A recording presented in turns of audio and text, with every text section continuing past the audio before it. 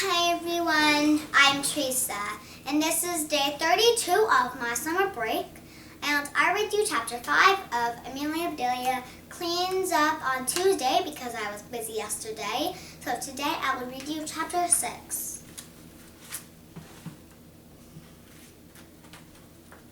Chapter 6, Suddenly for Sale. Amelia Bedelia slept late the next Saturday with finally snuggled up on her bed. After lunch, she hurried to the empty lot. Heather and Holly were there standing next to a big sign. It hadn't been there last weekend. Amelia Bedelia was sure of that. Amelia Bedelia waved from across the street. For sale, home fertility.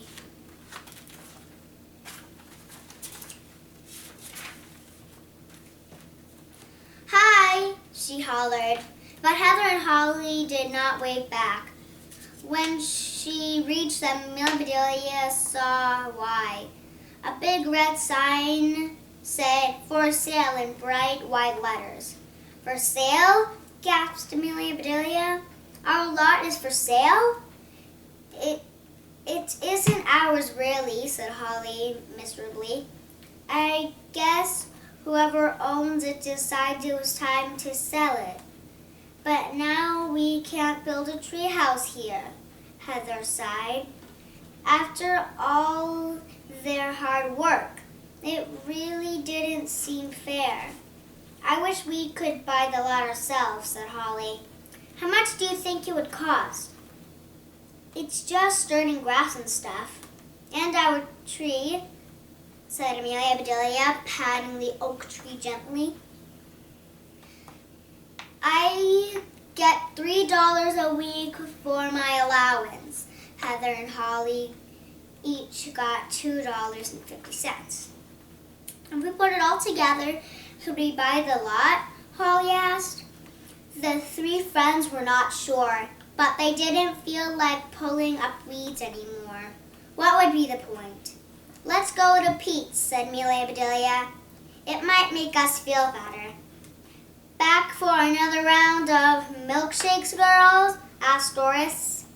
Then she saw their sad faces. "Wow," she said, "you look down in the mouth." Amelia Bedelia knew this was true. She could feel the corners of her mouth dragging down in a frown. For sale, home reality.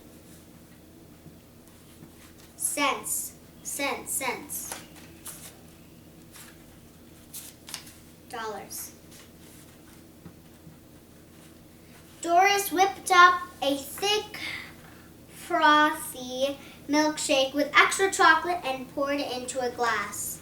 She'd made so much that a little spilled over the lip of the glass and onto the counter. "Whoops," she said, sticking 3 straws into the icy drink and setting it down in front of Heather, Holly, and Amelia Bedelia. "This one's on me," she told them, wiping up the spill. "What's wrong?" "I think the milkshake is really on the counter," Amelia Bedelia said. "Don't worry, you didn't get any on you. But what's wrong is that somebody's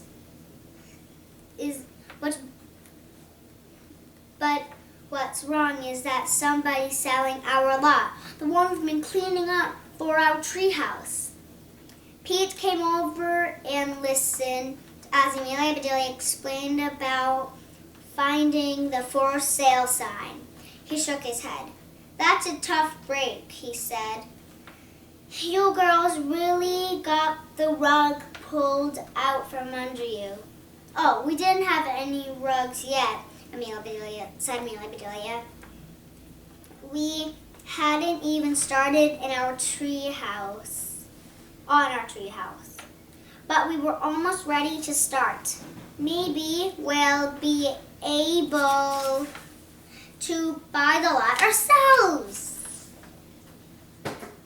Doris.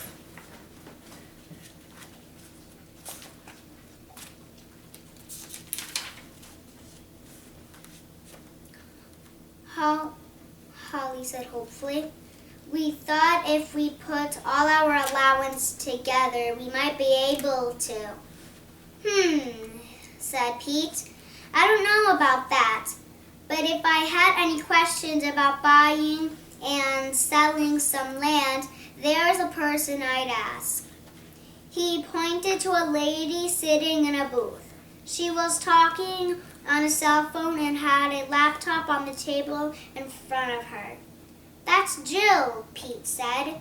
She's an old friend of mine, and she's a really estate agent.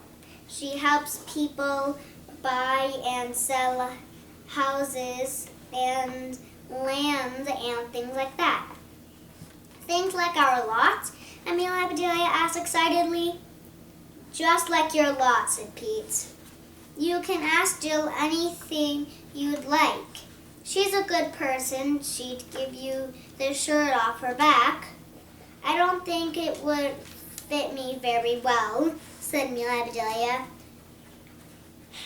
She hopped off the stool and went over to Jill's booth, followed by Holly and Heather just as Jill finished her call. Pete introduced her to the three girls. They've got some questions about a real estate, he said, and I told them you would be able to help. For sale. Oh.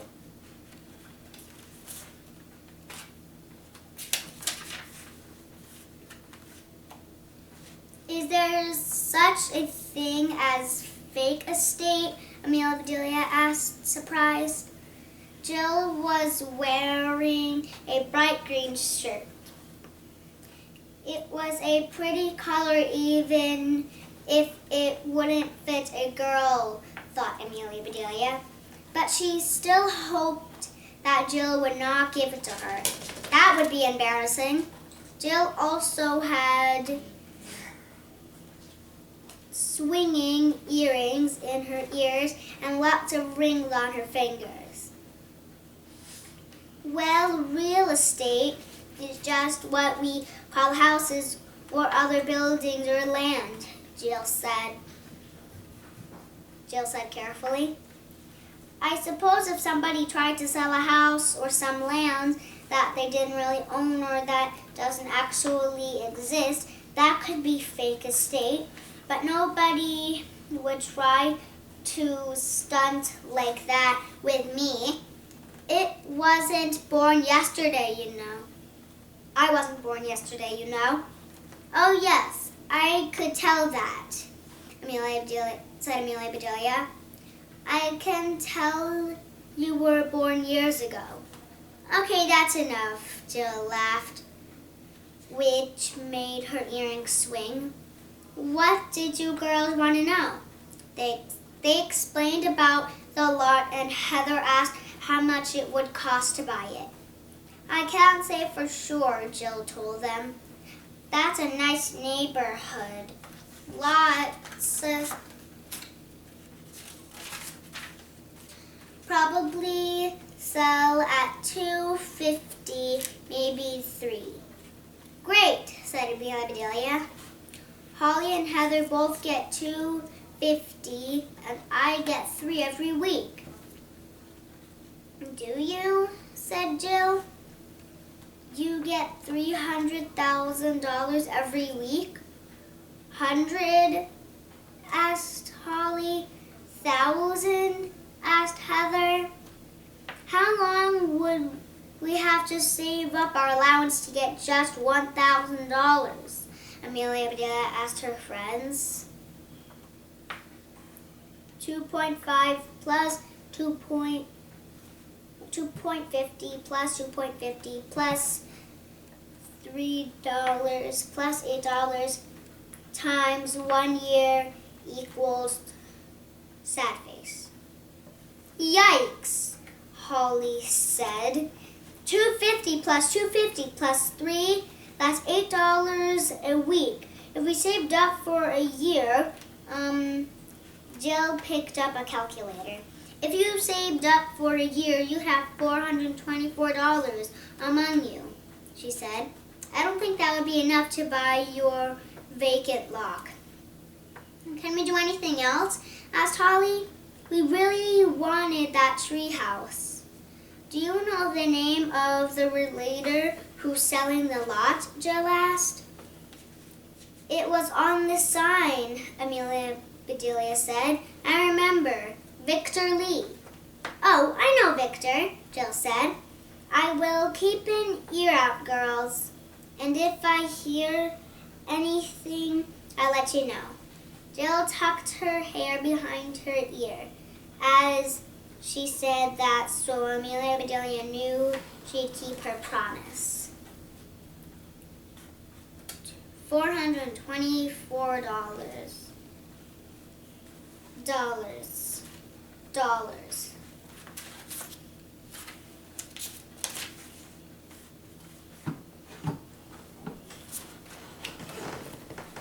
Bye everyone. I'll read you chapter 7 tomorrow.